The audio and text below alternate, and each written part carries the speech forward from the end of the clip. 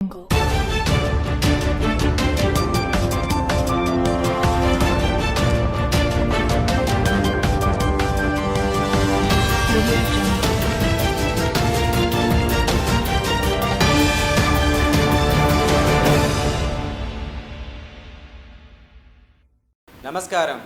VCN వార్తలకు స్వాగతం.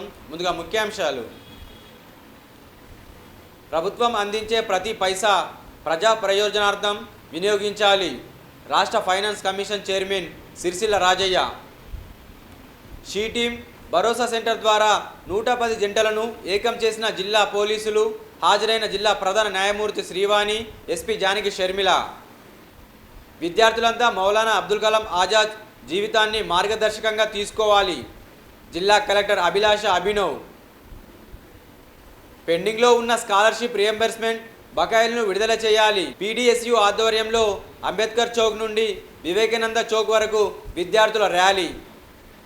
ప్రభుత్వం అందించే ప్రతి పైసా ప్రజా ప్రయోజనార్థం వినియోగించాలని రాష్ట్ర finance commission chairman Sircilla Rajaiah అన్నారు. స్థానిక సంస్థలు ఆర్థికంగా బలోపేతం కావడం ద్వారానే గ్రామీణ అభివృద్ధి సాధ్యమవుతుందని రాష్ట్ర finance commission chairman Sircilla Rajaiah అన్నారు.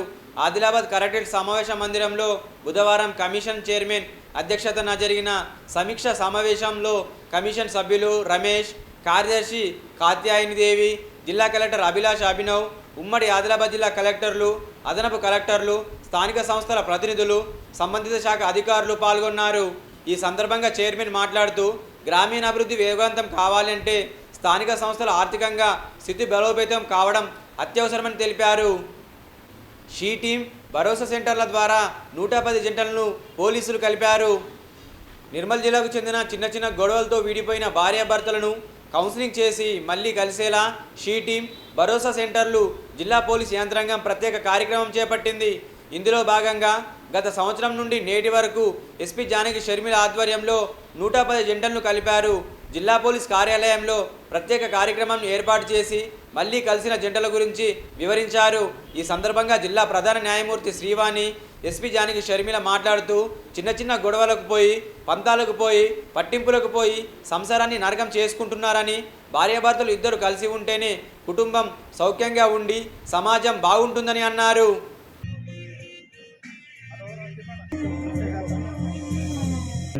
వాళ్ళతో ఏం మాట్లాడారు ఏంటి అని 70 మందిని లీగల్ అడ్వైస్కు పంపించడం జరిగింది. ప్రయత్నం చేయడం జరుగుతుంది. అలాగే ఈ ఫ్లాట్ కలకాలం హాయిగా కార్యక్రమంలో భాగంగా కలిసిన ఏకమైన జంట హృదయాలు ఒకే దారిలో నడిచే ప్రయాణం. ఎన్ని ప్రేమతో నిండిన కార్యక్రమం కోసం ఇక్కడ అందరం చేరాం. అదే చూసి ఒక్క చిరునవ్వు నవ్వండి. అది చెప్తుంది నేను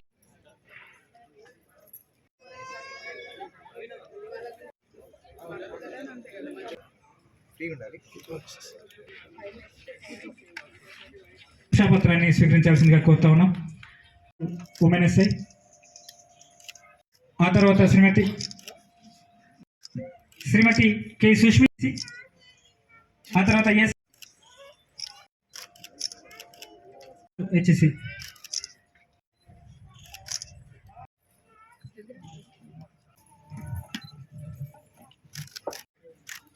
మన జీవితంలో ఎన్నో సంబంధాలు వస్తాయి, కానీ భార్యాభర్తల బంధం మాత్రం జీవితంలో హ్యాపీగా ఉంది. విడిపోయిన వాళ్ళు మళ్ళీ కలవడం అంటే అది జనరల్గా చాలా కష్టం. కానీ మా పోలీస్ వాళ్ళ కౌన్సిలింగ్ వల్ల జంటలు కలిసారంటే నిజంగా ఆనందపడాల్సిన విషయం. ఎందుకంటే జనరల్గా పోలీస్ వాళ్ళు రఫ్గా హ్యాండిల్ చేస్తారు ఇలా అంటారు. బట్ ఇట్లా ఫ్యామిలీని కలపడం అంటే ఒక్క భార్యాభర్తలు కలవడమే కాదు, ఆ కుటుంబం మొత్తం రెండు కుటుంబాలు కూడా కలవడం. అలాగే ముఖ్యంగా పిల్లలు ఉన్నప్పుడు ఆ పరిస్థితులు ఇంకా దారుణంగా ఉంటాయి. ప్రతి ఫ్యామిలీలో ఏదో చిన్న ప్రాబ్లం ఖచ్చితంగా ఉంటుంది. అది మనం అర్థం చేసుకొని దాన్ని ఎలా ఓవర్కమ్ అవ్వాలి, చిన్న విషయాలకి గొడవలు పడకుండా, చిన్న విషయాలకి పోలీస్ స్టేషన్స్కి రాకుండా మనలో మనం ఎలా సర్దుకోవాలన్న దాని మీదనే కుటుంబం అంతా ఆధారపడి ఉంటుంది. సరే, తెలుసో తెలియకో తప్పు జరగడం వల్ల పోలీస్ స్టేషన్ వరకు వచ్చిన తర్వాత ఇక్కడ ఇలా కౌన్సిలింగ్ జరిగి మీరందరూ కలిసి ఉన్నారు అని అంటే చాలా హ్యాపీగా ఉండింది. ఒక ఫ్యామిలీని కలపడం, అందులో గొడవలు పడి వచ్చిన భార్యాభర్తని కలపడం అంటే మామూలు విషయం కాదు. నేను ఇంతమంది ఫ్యామిలీ కోర్టులో వర్క్ చేశాను. సో ఆ ఎక్స్పీరియన్స్ నాకు తెలుసు, నేను అనుభవించే వచ్చాను. అది ఒక భార్యాభర్తను కూర్చోబెట్టి మాట్లాడితే ముందు ఎంత కోపంగా మాట్లాడతారు, తర్వాత నెమ్మదిగా ఎలా అర్థం చేసుకుంటారు, ఎలా సర్దుకుంటారు అనేది మాకు తెలుసు. మేము కూడా స్టేట్ లీగల్ సర్వీసెస్ అథారిటీ వాళ్ళ ఆధ్వర్యంలో మేము కూడా మీడియేటర్స్ని సెలెక్ట్ చేశాము. వాళ్ళకి మొన్నంతా ట్రైనింగ్ ఇచ్చాము. మీడియేషన్ వచ్చిన అడ్వకేట్స్కి కోర్టుకి ఏదైనా ప్రాబ్లంతో వచ్చినప్పుడు ఇలా ముఖ్యంగా భార్యాభర్తల విషయాలు కానీ తగాదాల దేంట్లోనన్నా కోర్టుకు వస్తే ఎలా కూర్చోపెట్టి ఎలా మాట్లాడాలి, వీలైనంత వరకు ఎలా తొందరగా కేసుని పరిష్కరించాలి, వాళ్ళకి ఎలా రాజీ కుదిర్చాలి అన్న విషయాల మీద మేము ట్రైనింగ్ ఇచ్చాం. సో ఇక్కడ పోలీసు వాళ్ళే ఇంత శ్రమ తీసుకొని ఫ్యామిలీస్ని కల్పించారంటే, కలవడానికి కారణమయ్యారంటే అది నిజంగా చాలా శుభసూచకం. And I congratulate madam. ఇంతమంది ఫ్యామిలీని కలపడం అంటే అసలు మామూలు విషయం కాదు. అండ్ ఇంకెప్పుడు కూడా పొరపాటున కూడా కోర్టుకు కానీ పోలీస్ స్టేషన్ కూడా రాకూడదని కోరుకుంటున్నాను. ఏదైనా చిన్న తగాదాలు వస్తే ఏదన్నా మీకు హెల్ప్ కావాలంటే కోర్టులో కూడా ఒక డిఎల్ఎస్ఏ అని ఉంటుంది. మీరు అక్కడికి వచ్చినా కూడా మిమ్మల్ని కూర్చోబెట్టి మాట్లాడతారు. ఏ విధమైన బాధపడాల్సిన అవసరం లేదు. సో మేడం, ఇలాంటి మంచి ప్రోగ్రామ్స్ ఫ్యూచర్లో కూడా జరగాలని, ముఖ్యంగా ఇప్పుడు కౌన్సిలింగ్ చేసిన వాళ్ళందరూ ఎవరైతే ఉన్నారో వాళ్ళకి ఐ రియల్లీ అప్రిషియేట్. చాలా ఓపికగా చేసి ఉంటారు. So I really appreciate you. So ఇలాంటి మంచి విషయాలు జరగాలి. నిర్మల్లో ఎలాంటి ఇబ్బంది లేకుండా అందరూ హ్యాపీగా ఉండాలని కోరుకుంటూ థ్యాంక్ యూ. ఎంత ఇంపార్టెంట్ ఫ్యామిలీ లైఫ్ అనేది. కాబట్టి మిమ్మల్ని ఆశీర్వదించడానికి వచ్చినందుకు మేడంకి ప్రత్యేకంగా కృతజ్ఞతలు తెలియజేస్తున్నా. మేడం, ఇప్పటివరకు మేము లాస్ట్ 1 yearలో 200+ కౌన్సిలింగ్స్ చేశాం మేడం. దాంట్లో దగ్గర 115 మంది వరకు 112 జంటల్ని కలపడం జరిగింది. ఇంకా ఒక 43 జంటలకి కౌన్సిలింగ్ జరుగుతుంది మేడం. సో అందులో మేము రెగ్యులర్గా ఒక్కొక్కసారి 2 సార్లు 3 సార్లతోటే కలుస్తారు. తర్వాత ఒక్కొక్కసారి 5-6 times కూడా జరుగుతాయి కౌన్సిలింగ్స్. ఆ కౌన్సిలింగ్ అయిపోయి కలవడమే కాకుండా వాళ్ళు ఫాలోఅప్ కూడా చూస్తూ ఉంటారు మేడం. ఎవ్రీ మంత్కి లేదా 2-3 monthsకి ఒకసారి వాళ్ళకి ఫోన్ చేసి ఎలా ఉన్నారు ఏంటి అన్నది కనుక్కుంటూ ఉంటారు.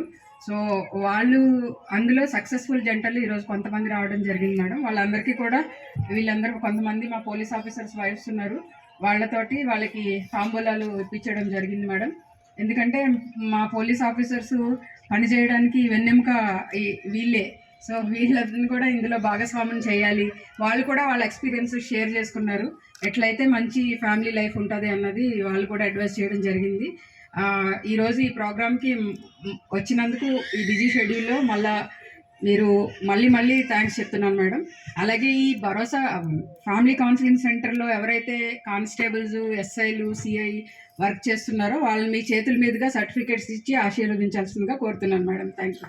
విద్యార్థులంతా మౌలానా అబ్దుల్ కలాం ఆజాద్ జీవితాన్ని ఆదర్శంగా తీసుకోవాలని జిల్లా కలెక్టర్ అభిలాష్ అభినవ్ అన్నారు. మంగళవారం చించోలి బి సమీపంలోని తెలంగాణ మైనార్టీ రెసిడెన్షియల్ బాలికల పాఠశాల కళాశాలలో భారత తొలి విద్యాశాఖ మంత్రి మౌలానా అబ్దుల్ కలాం ఆజాద్ జయంతి సందర్భంగా నిర్వహించిన జాతీయ విద్యా దినోత్సవ కార్యక్రమంలో జిల్లా కలెక్టర్ పాల్గొన్నారు. ఈ కార్యక్రమంకి హాజరైన కలెక్టర్కు విద్యార్థులు పుష్పగుచ్చం ఇచ్చి అందజేసి బ్యాండ్ మేళంతో స్వాగతం పలికారు. ఈ సందర్భంగా జిల్లా కలెక్టర్ మాట్లాడుతూ మౌలానా అబ్దుల్ కలాం ఆజాద్ స్వాతంత్ర సమరయోధుల్లో ముందు వరుసలో నిలిచే వ్యక్తి అని, దేశ స్వాతంత్రం కోసం ప్రాణం పణంగా పెట్టారని పేర్కొన్నారు.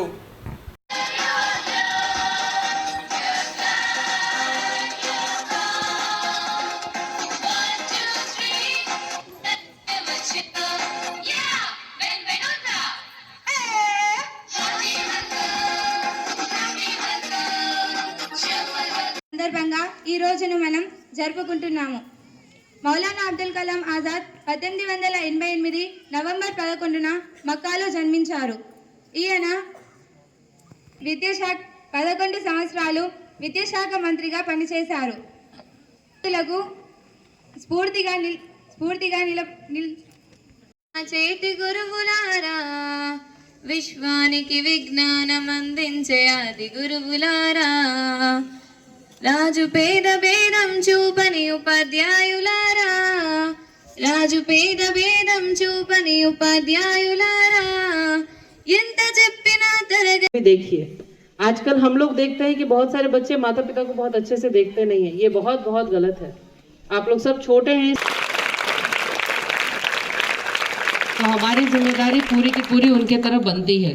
और लास्टली ये डिस्ट्रिक्ट को भी बहुत प्यार करना, क्योंकि ये डिस्ट्रिक्ट ही आपका होम डिस्ट्रिक्ट है. क्यों? निर्मल से हैं, कितने सारे बोल देते आदिलाबाद से हैं। क्यों आदिलाबाद से? आप निर्मल से हैं। मैं ये क्यों आपको बता रही हूँ? क्योंकि आप जितना प्राउडली अपने देश को, अपने घर को, अपने डिस्ट्रिक्ट को लोगे, उतना ये इलेक्शन है। बट हमारी बस यही सब आपसे थोड़ी सी रिक्वेस्ट रहती है कि आप पढ़ाई पे ध्यान दीजिए और आप हमारा नाम रोशन कीजिए। आप जहां भी जाइए, हम लोग 100% आपके साथ हैं। तो इस स्पीच को मैं अब खत्म करती हूँ और मैं प्रिंसिपल से भी रिक्वेस्ट करती हूँ कि इनको प्लीज डिस्पर्स करके लंच के लिए भेजा जाए, कर सके, कम्युनिकेट कर सके। दूसरी चीज़ ये थी, जैसे बताया गया कि काफ़ी कम उम्र में उन्होंने पढ़ाई करके डिग्री लेके मौलाना का लक़ब हासिल किया, मौलाना की डिग्री हासिल करी। तो उनकी ज़िंदगी से हमें ये भी एक सीख मिलती है कि जितना हो सके हमको तालीम को अहमियत देनी चाहिए। आज यहाँ पे जितने भी ख़वातीन मौजूद हैं उनसे भी, और सारे गर्ल्स स्टूडेंट्स यहाँ पे मौजूद हैं, आप सभी से मेरी ये इल्तिजा है कि पढ़ाई कभी रुकनी नहीं चाहिए। जैसे आपके प्रिंसिपल मैडम ने कहा कि लर्निंग नेवर स्टॉप्स। आज आप स्कूल में हैं, इंटर में जाएंगे, उसके बाद कॉलेज में जाएंगे, उसके बाद भी जब आप कुछ भी जॉब करेंगे या जिस भी आप फील्ड में रहेंगे, वहाँ भी कंटिन्यूस आपकी एजुकेशन रहनी चाहिए, वहाँ भी आपकी लर्निंग चलती रहनी चाहिए। उसी के साथ एक बहुत बड़ा कंट्रीब्यूशन मौलाना साहब का था, जो अभी तक मेरे से पहले किसी भी स्पीकर ने आपके सामने नहीं लेके आए। वो मैं एक बताना चाहूँगा, जो हमारे देश का आईन है, कॉन्स्टिट्यूशन, उसको बनाने में, उसमें हमारी जो फंडामेंटल राइट्स है, यानी बुनियादी हक, कि आपको पढ़ने की आज़ादी है, आपको अपनी बात रखने की आज़ादी है, आपको अपना मजहब फॉलो करने की आज़ादी है। इन పెండింగ్లో ఉన్న ఫీజు రియంబర్స్మెంట్ వెంటనే విడుదల చేయాలని పీడీఎస్యూ ఆధ్వర్యంలో నిరసన కార్యక్రమం చేపట్టారు. పెండింగ్లో ఉన్న స్కాలర్షిప్ రియంబర్స్మెంట్ బకాయిలను పూర్తి స్థాయిలో విడుదల చేయాలని డిమాండ్ చేస్తూ ప్రగతిశీల ప్రజాస్వామ్య విద్యార్థి సంఘం పీడీఎస్యూ ఆధ్వర్యంలో బుధవారం డాక్టర్ బిఆర్ అంబేద్కర్ చౌక్ నుండి వివేకానంద చౌక్ వరకు 200 మంది విద్యార్థులతో నిరసన ర్యాలీ ప్రదర్శన చేపట్టారు. ఈ సందర్భంగా పీడీఎస్యూ జిల్లా అధ్యక్షులు వి మహేందర్ మాట్లాడుతూ తెలంగాణ రాష్ట్రంలో గత 4 సంవత్సరాలుగా దాదాపు 8-9 వేల కోట్ల రూపాయలు స్కాలర్షిప్, ఫీజు రియంబర్స్మెంట్ బకాయిలు పెండింగ్లో ఉన్నాయని తెలిపారు. వీటిని వెంటనే విడుదల చేయాలని డిమాండ్ చేశారు. విద్యాశాఖ మంత్రి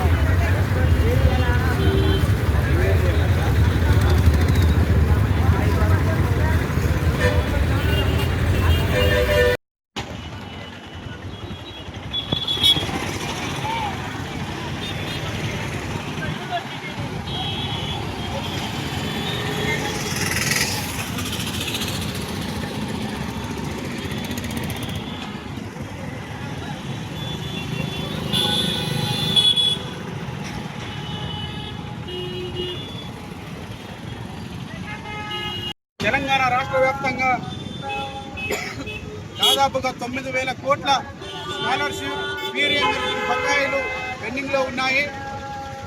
ఏ మాత్రం కూడా విద్యార్థులపైన, విద్యా వ్యవస్థపైన చిత్తశుద్ధి ఉన్న అధికారులు, ప్రజాప్రతినిధులు ఉంటే ఈ పార్టీకి అన్ని విద్యారంగ సమస్యలు పరిష్కరించేవారు.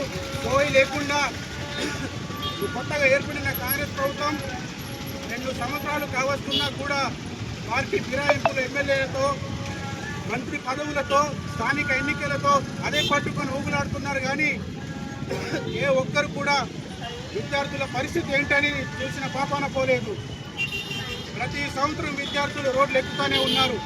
స్కాలర్షిప్లు విడుదల చేయండి, రీఎంబర్స్మెంట్లు విడుదల చేయాలని నిర్వహణ సాధ్యం కాక కొన్ని కాలేజీలు మూతపడుతున్న పరిస్థితి ఉన్నాయి. రాజ్యాంగబద్ధంగా పట్టణంలో సాయి భక్తులు చేపట్టిన పాదయాత్ర బుధవారం షిరిడి చేరుకున్నారు. స్థానిక గండిరామన క్షేత్రం నుండి గత నెల 30వ తేదీన 17 మంది సాయి భక్తులు షిరిడీకి కాలినడకన బయలుదేరిన సంగతి తెలిసిందే. ఈ సందర్భంగా భక్తులు మాట్లాడుతూ 13 రోజుల పాటు సాగిన ఈ పాదయాత్రలో సాయిబాబా కృపతో ఎలాంటి ఇబ్బందులు కలగలేదన్నారు. లక్కాడి జగన్మోహన్ రెడ్డితో పాటు పలువురు సాయి భక్తులు ఈ పాదయాత్ర కోసం తమ వంతుగా సాయాన్ని అందించారని, వారికి సాయిబాబా కృప ఎల్లప్పుడూ ఉండేలా ప్రార్థిస్తున్నామని తెలిపారు.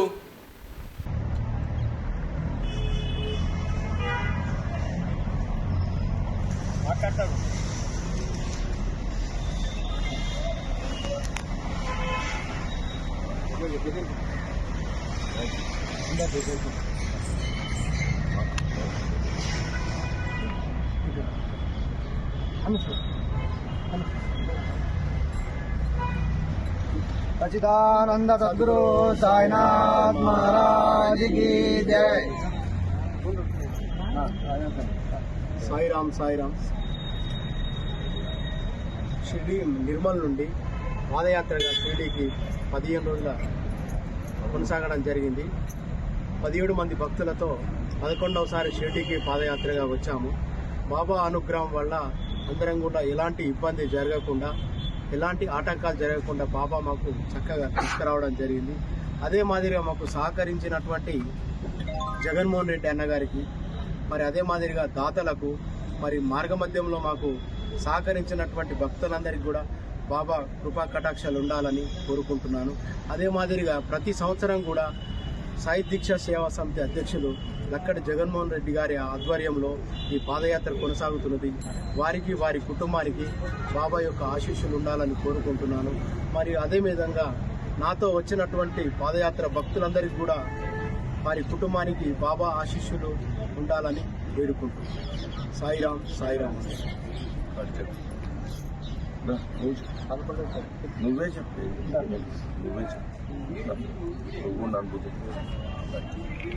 సాయిరామ్ సాయిరామ్. శ్రీ మన గండిరమణ దత్తసాయి మందిరం నుండి షిరిడి వరకు పాదయాత్రగా వెళ్ళిన అటువంటి వారి బృందం అందరికీ కూడా సాయిబాబా ఆశీర్వాదాన్ని కోరుతున్నాము. అందులో సాయి సేవ దీక్ష అధ్యక్షులు గారు లక్కడి జగన్మోహన్ రెడ్డి ఆధ్వర్యంలో ఈ సంవత్సరము 11వసారి సంపూర్ణమైన సందర్భంగా వారికి కూడా సాయిబాబా యొక్క ఆశీర్వాదాన్ని కోరుతున్నాము. దీనికి కూడా నందు మరియు రాజన్న సార్ టీచర్ గారు మరియు చించోళ్ళమ్మ ప్రతి ఒక్కళ్ళు కూడా ఇక్కడ ఉన్న వారందరూ కూడా సాయిబాబా యొక్క ఆశీర్వాదాన్ని కోరుతున్నాము. జై సాయిరామ్, జై జై సాయిరామ్. ఓం సాయిరామ్. మన నిర్మల్ గండిరమణ దత్తసాయి ఆలయం నుండి 11వసారి సాయి దీక్ష సేవా సమితి ఆధ్వర్యంలో షిరిడీకి పాదయాత్రగా వెళ్ళడం జరిగింది. ఈ పాదయాత్ర 13 రోజులు కొనసాగింది. ఈ 13 రోజులలో రోజుకొక అనుభూతిని చూడడం జరిగింది. మేము ఇట్లా బాబా మాకు ఎన్ని పరీక్షలు చేస్తూ కూడా ఎంత ఇబ్బంది అయినా కానీ మేము బాబా దగ్గరికి రావడం జరిగింది. బాబా మార్గ మధ్యంలో మాకు ఎన్నో అనుభూతులను కలిగించిండు. అదేవిధంగా మళ్ళా నెక్స్ట్ సంవత్సరం కూడా ఉంటుంది కాబట్టి భక్తులు పెద్ద సంఖ్యలో వచ్చి బాబా యొక్క ఆశీర్వాదాలు పొందాలని మేము సాయి దీక్ష సేవా సమితి ఆధ్వర్యంలో కోరుకుంటున్నాము. ఓం సాయిరామ్.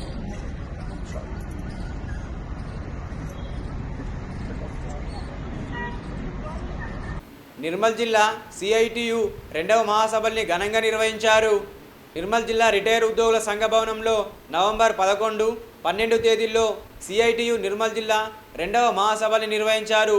ముఖ్య అతిథులుగా సిఐటియు రాష్ట్ర ఉపాధ్యక్షురాలు జయలక్ష్మి మరియు రాష్ట్ర కోశాధికారి వంగూరి రాములు పాల్గొన్నారు.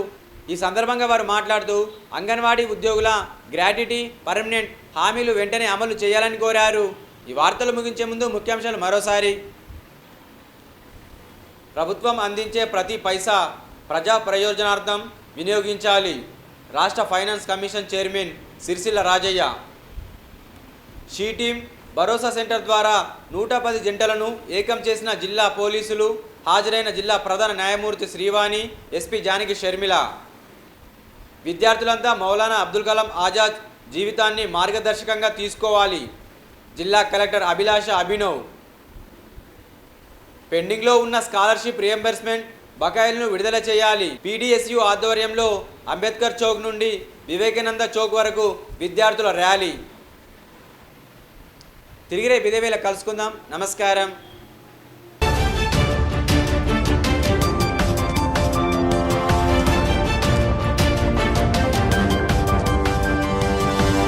Audio